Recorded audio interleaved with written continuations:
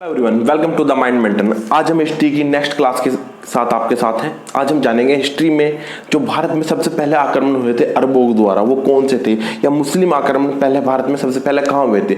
जहाँ से कि प्री में 2-3 क्वेश्चन बनते हैं आपके। ठीक है, सबसे पहले जानते हैं ये आक्रमण का उद्देश्य क्या था।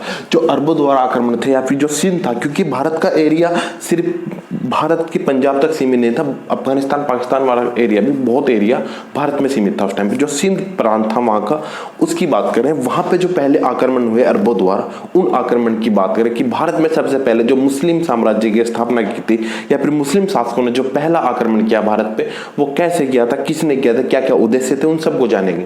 ठीक है, यहाँ से प्री में काफी क्वेश्चन बनते हैं, आज उन्हीं की बात करें। अरबों द्वारा भारत पर आक्रमण क्या हुआ था। सबसे पहली बात है, हमें कब से जानकारी मिलती है, जो चचनामा ग्रंथ है जो कि फारसी भाषा में लिखा हुआ है, इससे हमें जानकारी मिलती है कि भारत में जो सिंध प्रांत था वहां पे आक्रमण जो हुए थे अरबों द्वारा, कुछ आक्रमण किए गए थे। ठीक है, अरब मतलब मुस्लिम शासकों द्वारा जो सबसे पहले आक्रमण किए गए थे। जानकारी कहां से मिलती है, चचनामा नामक स्रोत से मिलती है, जिसके में क्या है सब कुछ डिफाइन है। जो किस भाषा में, यहाँ से क्वेश्चन बनता है, किस ग्रंथ द्वारा भारत पर पहले मुस्लिम शासकों के या मुस्लिम आक्रमण के या अरब के शासकों के आक्रमण की जानकारी मिलती है, वो स्रोत का नाम क्या है, वो है चंचनामा नामक ग्रंथ है, जो कि किस भाषा में है। एक क्वेश्चन यहाँ से बनता है, वो है एक फारसी भाषा का ग्रंथ है। ठीक है जी, आगे बढ़ते हैं। अब पहली बात है, इन आक्रमण का उद्देश्य क्या था। देखो, जनरली उद्देश्य क्या होते हैं किसी भी राजा के दूसरे राजा के यहाँ पे आक्रमण करने के। मेन मोटिव क्या होता है कि वहां पे अपने राज्य का विस्तार करना, वो सब चीजें होती है। लेकिन यहाँ पे जो उद्देश्य था, यहाँ पे राज्य का विस्तार करना कोई उद्देश्य नहीं था। यहाँ पे नॉर्मल जो उद्देश्य था वो सिर्फ था कि वहां पर अपने धर्म का प्रचार करना और प्लस वहां से धन लूट के वापस लाना। मतलब एक तरह से सही मोटिव जो देखा जाए, सिर्फ अब तक जो स्टार्टिंग के पहले आक्रमण थे, सिर्फ उद्देश्य एक ही था, क्या करना, वहां से धन लूट कर वापस आना। ठीक है, सबसे पहला जो आक्रमण है, अब तक क्या पूछा जाता है, लोगों के दिमाग में रहता है कि सबसे पहला आक्रमण मोहम्मद बिन कासिम ने किया था। ऐसा नहीं है, उससे पहले भी आक्रमण किए थे। देखो, सबसे पहले जो आक्रमण हुआ था 711 में हुआ था। कब हुआ था सबसे पहला आक्रमण? 711 में। किसने किया था? उबैदुल्ला ने। ठीक है, लेकिन यहाँ पे असफल हो गया था। ठीक है, सबसे पहले भारत के सिंध प्रांत पे जो आक्रमण किया वो उबैदुल्ला ने किया और 711 में, लेकिन वो असफल हो गया, वो नहीं जीत पाया कुछ भी। लेकिन उद्देश्य सिर्फ एक ही था, क्या करना, यहाँ से धन लूटकर अपने देश वापिस आना, अपने साम्राज्य को मजबूत करना, ना कि विस्तार करना। दोबारा 711 में एक आक्रमण किया था बुदेल ने, ये भी क्या हुआ, असफल हो गया था। ठीक है, समझ आ रहा है। यहाँ से प्री का क्वेश्चन बनता है, भारत में सबसे पहला अरब का आक्रमण किसने किया था या फिर किस ईयर में हुआ था। वो हुआ था 711 में। अगर बात करते हैं भारत में पहला अरबों द्वारा पहला सफल आक्रमण कब हुआ था, वो हुआ था 712 में। देखो, ये दोनों आक्रमण असफल होने के बाद अगला तीसरा जो आक्रमण किया था 712 में, किसने किया था, मोहम्मद बिन कासिम ने। ध्यान रखना, किसने किया था, मोहम्मद बिन कासिम ने 712 में। लेकिन इससे पहले भी आक्रमण हो चुके थे। और दूसरी बात, एक बात और बताना चाहूंगा, यहाँ सिर्फ मतलब ये नहीं है कि आक्रमण किया धन लूट के ले गए, यहाँ से भारत को कुछ चीजें भी मिली इनसे। जो मुस्लिम शासक ने आक्रमण किए थे, उसके बाद जो आगे शासक बने थे, जो मुगल साम्राज्य की स्थापना यहाँ से हुई थी, इन्हीं आक्रमणों का लिंक है वहां तक जुड़ा हुआ, जिसके कारण ये सब हुआ था। अब उनसे कुछ अच्छी चीजें भी भारत को मिली। जैसी पहली बात करें, भारत को बोलते हैं हिंदुस्तान। ये जो अरब के लोग हैं, ये सैको है बोलते थे अलग से, ये सिंधु बोलना चाहते हैं क्योंकि सिंधु नदी वहां पे थी, सिंधु प्रांत बोलते हैं। सिंधु को इनको हिंदू बोला जाता था, इसलिए उस टाइम पे भारत को हिंद बोलना शुरू किया, हिंद, तब जाकर के उसका नाम बना था हिंदुस्तान। दूसरी बात, ये खजूर की खेती वगैरह यहीं से आई थी सारी चीजें। दिरहम का सिक्का भी अरब के शासकों द्वारा ही चला गया था, जो भारत में विस्तार हुआ। ऊंट पालन यहीं से आया था। ऊंट पालन, पहले भारत में ऊंट पालन नहीं होता था, वो ऊंट वगैरह यही अपने साथ लेकर आए थे। पहले भारत में क्या था, हाथी थे, घोड़े थे, ये सब यहाँ तक सीमित रह गया था। पहले जजिया जो कर था, जो आगे अकबर वगैरह चलाएंगे और कुछ अकबर उसको रोकेंगे, वो सारे करते दूसरे धर्म के, वो भी किन्होंने किया था, जो अरबी आक्रमणकारी थे, उन सब के द्वारा ही भारत में इन्वेंट हुए थे ये सब चीजें। अब आप क्या पढ़ रहे थे, हम पढ़ रहे थे कि सबसे पहला आक्रमण 711 में हुआ था, उसके बाद 711 में दूसरा आक्रमण हुआ, लेकिन दोनों आक्रमण क्या हुआ, असफल हो गए। फिर 712 में जो आक्रमण हुआ वो मोहम्मद बिन कासिम ने किया।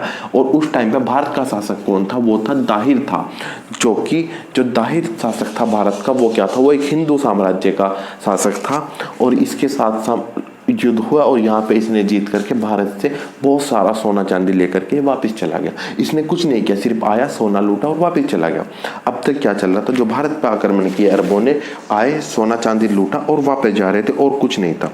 ठीक है जी। अब उसके बाद आगे बढ़ते हैं हम, यहाँ तक तो ये आ गया हमारा। और इसके बाद जब ये आक्रमण हुआ उसके बाद कुछ शक्तियों का उदय हुआ था भारत में। कौन कौन से राजवंश आए, ये कब हुआ था, 712 में। उसके बाद भारत में नई शक्तियों का उदय कौन सी, गुर्जर प्रतिहार वंश, राष्ट्रकूट वंश और चालुक्य वंश, ये 3 वंश बने उसके बाद। और इन्होंने कुल मिलाकर के, तीनों वंश ने, बराबर नहीं कहते कि 100 साल, इन्होंने कुल मिलाकर के अब तक पूरे 300 साल तक भारत में शासन किया था। कितने साल तक भारत में शासन किया, 300 साल तक, लगभग 300 साल तक। 300 साल के बाद दोबारा आक्रमण होने शुरू हुए।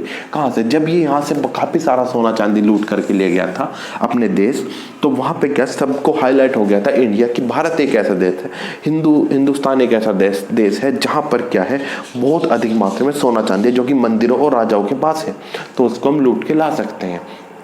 तो इसके आक्रमण से सिर्फ एक इफेक्ट पड़ा था कि भारत एक हाईलाइट देश बन गया था कि वहाँ पे सोना चांदी का पे, वहाँ से हम लूट के ला सकते हैं। मोटिव फिर भी वही रहा कि लूट के लाना है।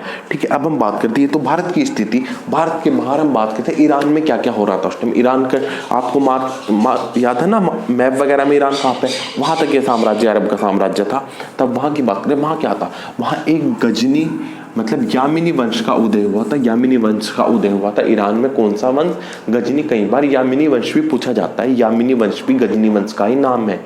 स्थापना किसने थी, अल्पलगीन ने इसकी स्थापना की थी। ठीक है। और इसने अपनी राजधानी किसे बनाया था, गजनी जो स्थान था वहाँ, गजनी को अपनी कैपिटल बनाया था, राजधानी। ठीक है। इसका जो पुत्र है, उसका पुत्र 1997 में कौन था, सबुक्तमीन इसका पुत्र था, जो कि इसके बाद जो शासक बना, इसके बाद पुत्र नहीं, इसके बाद जो शासक बना, इसका जो उत्तराधिकारी था वो कौन था, सबुक्तमीन, जो इसका दास भी था और दामाद था। पुत्र नहीं था, क्या था, दामाद था। ठीक है। इसने क्या किया, इसने आक्रमण किया, अपने साम्राज्य का विस्तार किया, अपने धर्म का विस्तार किया काफी। इसने ही सब फर्स्ट तुर्की आक्रमण, देखो तुर्क की बात कर रहे हैं, पहला तुर्की आक्रमण किसने किया था, सुबुक्तमीन ने किया था। जयपाल के साथ युद्ध किया था, जयपाल के साथ अभी आगे भी युद्ध होने वाले हैं, जयपाल के साथ युद्ध किया था। ठीक है जी। अब यहाँ तक तो शासन चल रहा था, विस्तार हो रहा था। अब इसके 2 पुत्र थे। कई बार इतिहास में आपको कुछ बुक्स में सिर्फ एक ही पुत्र का नाम मिला है, गजनवी का, महमूद गजनवी का, लेकिन इसके 2 पुत्र थे, एक इस्माइल और एक गजनवी। अब इस्माइल को इसने क्या हुआ था, अपना साम्राज्य का राजा बनाया था, एक तरह से अपना सुल्तान बनाया था। जो अपने बाद का जो राजा था, सुल्तान नहीं कहेंगे, अभी सुल्तान वर्ड ही नहीं आया था अभी तक। ठीक है। अपना राजा किसे बनाता, अपने बाद इस्माइल को, लेकिन गजनवी ने इसको बंदी बना दिया।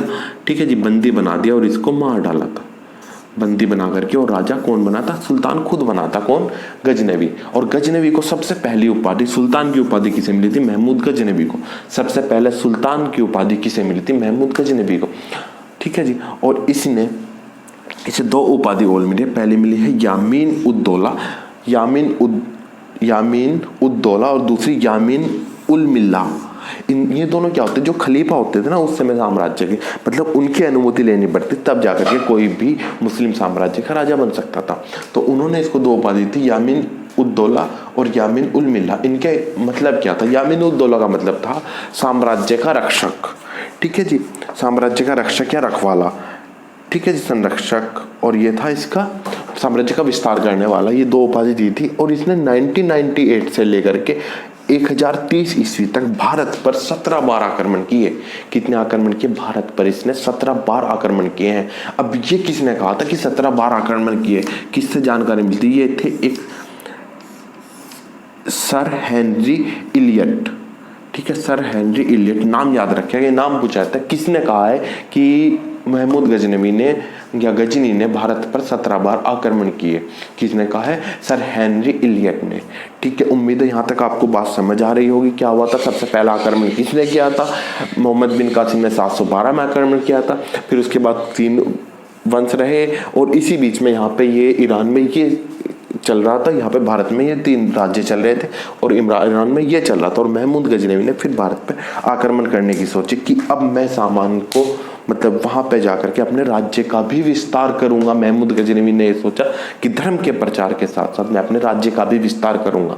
ठीक है जी, ओके आगे बढ़ते हैं। अब क्या हुआ था उसके बाद, जब गजनवी ने भारत पर आक्रमण स्टार्ट किया, पहला आक्रमण भारत पे उसने कब किया था? 1000 ईस्वी में किया था। पंजाब के जयपाल शासक के ऊपर आक्रमण किया था। पहला आक्रमण कहाँ किया? पंजाब में जयपाल के शासक पे, और यहाँ पे गजनवी को हरा दिया गया था और वो वापिस चला गया था। यहाँ पे उद्देश्य क्या चल रहा था? तो उसका आना, धन लूट कर वापिस जाना। फिर दोबारा वो आया 1001 ईस्वी में, 1 साल बाद दोबारा पंजाब की उसी प्रांत पे आक्रमण किया और जयपाल को हरा दिया। और इतनी हार के बाद जयपाल ने क्या किया? आत्महत्या कर लिया था और जयपाल का शासक समाप्त हो गया था। उसके बाद जयपाल का जो पुत्र था आनंदपाल, वो राजा बना था अपने साम्राज्य का। ठीक है, जयपाल के पुत्र के राजा बनने के बाद 1008 में दोबारा से महमूद गजनवी ने, मतलब गजनी ने दोबारा आक्रमण किया और यहाँ पे क्या किया? आनंदपाल को हरा दिया था। और इस टाइम पे जब उसने 1000 में शासन वो आक्रमण किया था आनंदपाल पे, जो पुत्र थे जयपाल के, तब इस टाइम पे इसकी मनसा बदल चुकी थी। गजनवी की, गजनी की मनसा बदल चुकी थी। ये क्या कर, धन तो लूटता ही था, साथ साथ ही मूर्ति भंजक राजा कहलाने लगा था। मूर्ति भंजक सुल्तान, मतलब ये मोमडन था, ये उस हिसाब से चलता था। और यहाँ के जो हिंदू राजा थे उस टाइम पे, तो ये उनके भगवानों की सारी मूर्तियों को तोड़ता था। और मूर्तियां तोड़ने के बाद, मतलब जहां भी आक्रमण करेगा, कोई मंदिर वगैरह है, वहां से सारा सोना चांदी लूटेगा और वहां की जो मूर्ति उनको तोड़ देगा। यहाँ तक भी सही था, लेकिन तोड़ने के बाद जो वो पत्थर होते थे उन सबको ले जाता, उनको गलत जगहों पे यूज किया करता, जो कि हिंदू धर्म के लिए मान्य नहीं थे। तो यहाँ पे उसको उपाधि मिली थी, उसको पुकारा जाने लगा था मूर्ति भंजक सम्राट। सॉरी, सम्राट नहीं, सुल्तान। यहाँ तक समझ आ गया? 1008 ईस्वी में। और फिर क्या हुआ? 1018 और 1019 में इसने मथुरा और कन्नौज पे आक्रमण किया है। और यह कौन सा आक्रमण था? 12वां आक्रमण था। और ये जब मूर्ति तोड़ना शुरू किया था, इस 6ठा आक्रमण था, ध्यान रखिएगा। ठीक है, उसका 12वां आक्रमण 1018 और 19 के बीच में इसने किया था, मथुरा और कन्नौज में। उस टाइम पे साम्राज्य किसका था? प्रतिहार वंश। जो हमने 3 वंश बताए थे कि 300 साल तक 3 वंश चले हैं, उन वंश की बात करें। प्रतिहार वंश का साम्राज्य था जिस टाइम पे इसने आक्रमण किया। फिर क्या किया? लूटा और सामान वामान लिया और भागता था। ये क्या करता? देखो, पहले आराम से आता था, अपनी सेना वगैरह लेकर के, ऊंट वगैरह, आक्रमण करता था, सोना चांदी लूटता था। फिर उसके बाद ये आने में तो टाइम लगा था, जाने में टाइम नहीं लगा था, क्योंकि इसके बाद काफी मात्रा में सोना चांदी हुआ करता था, ताकि ये टाइम वेस्ट करेगा, कोई इसको लूट ना ले रास्ते में, तो जल्दी से भागता था सारा सामान लेकर के। ठीक है जी, यहाँ तक समझ आ रहा है। फिर जो 13वां आक्रमण इसने किया है, वो इसने किया था 1019 और 20 ईस्वी में चंदेल राजा विद्याधर के उसमें। और यहाँ पे ये इसके विरोध करने में सफल हो गए थे, मतलब यहाँ पे ये इसको बचा लिया गया था लूटने से, कि ना लूट पाए इस बार ये। उसके बाद ये मोस्ट इंपॉर्टेंट है, यहाँ से बहुत बार क्वेश्चन पूछा जाता है और आपको नॉलेज भी होनी चाहिए। एक 16वां आक्रमण जो था वो 1025 ईस्वी में किया गया था सोमनाथ के मंदिर पर।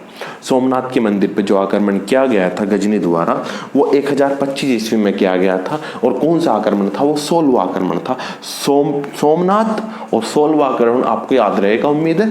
ठीक है, और उस टाइम पे जो इसका विरोध किया था भीमदेव ने किया था। भीमदेव ने इसका विरोध किया था, लेकिन ये काफी क्रूर शासक था और इसके पास बहुत ज्यादा मात्रा में सैनिक वगैरह थे, तो और काफी क्रूर सैनिक थे, तो ये नहीं जीत पाया और इसने सोमनाथ के मंदिर को लूट लिया। और वहां से जो भी सोना वोना मिला था, ये कहा जाता है 20 क्विंटल से ज्यादा सोना ले गया था। ठीक है जी, और ये सारा सोना लेकर के वापिस जा रहा था। वापिस जाते हुए क्या हुआ? 20 लाख दिनार की संपत्ति लूट के ले गया था। ठीक है जी, 20 लाख दिनार की।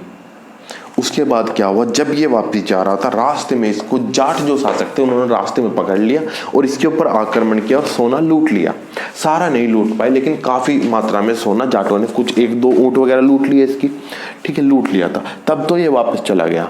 1025 में आया, सोमनाथ पे आक्रमण किया। वापिस जाते हुए जाटों ने इस पर आक्रमण किया, इसका सोना लूटने की कोशिश की, कुछ लूटा, बाकी ये लेकर के वापस चला गया। उसके बाद ये दोबारा आया, 17वां आखिरी आक्रमण इसने किया 1027 में, और उन्हीं जाटों पर आक्रमण किया जिन्होंने इसका रास्ते में से सोना लूटा था।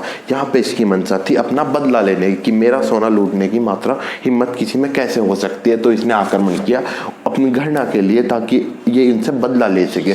और यहाँ पे जाट साम्राज्य समाप्त हो गया था। और यहाँ से उनसे भी जितना भी सोना वोना मिला, रास्ते में जो 1-2 शासक और मिले, वहाँ पे भी आक्रमण के सोना वोना लेकर के वापस चला गया। ठीक है, इसने क्या किया? इसने 1998 से लेकर 1030 तक 27 तक आक्रमण किए और सोना इकट्ठा किया, और सोना इस पे इतना हो गया था तो इसके जो इसका महल था, जो इसका रूम था, इसने क्या किया, इसने हर साइड में सोना अपने रूम में रख लिया था। ठीक है, अपने रूम में, अपने जो महल था इसका रहने का, उसमें हर जगह सोना रखा हुआ था। इसे लगता था कोई इसका सोना ना छीन ले इससे। मतलब ये एक तरह से साइको हो गया था, पागल हो गया था सोने के चक्कर में। सोना सोना देख करके सोना ही देखता था हर टाइम, बार बार सोना, सोने की चिंता रहती है, सोने को देख देख कर ये पागल हो गया था। और पागल होने के बाद 1030 ईस्वी में ये अल्लाह को प्यारा हो गया। ठीक है, क्या किया इसने, जो सोना वगैरह लूटा था उसको देख देख के पागल हो गया और उसको सोने के साथ साथ के समाप्त हो गया था। ठीक है, समझ आ गया। पहले दो आक्रमण हुए थे, 711 712। 711 में 2 आक्रमण, 712 में मोहम्मद बिन कासिम। उसके बाद आक्रमण 1000 से शुरू किसने किए थे, मोहम्मद गजनवी ने। ठीक है, गजनी ने आक्रमण किया और 1030 में समाप्त हो गया। इसके बाद हम आगे जो मोहम्मद गौरी वगैरह जो आए थे उनकी बात करेंगे नेक्स्ट क्लास में। उम्मीद है क्लास आपको समझ आई होगी, एक स्टोरी बेस के हिसाब से आप इसे समझेंगे तो जल्दी ईजी होगा आपके लिए समझना भी और इसको लर्न करना भी। ओके गाइस, मिलते हैं नेक्स्ट क्लास में। All the best.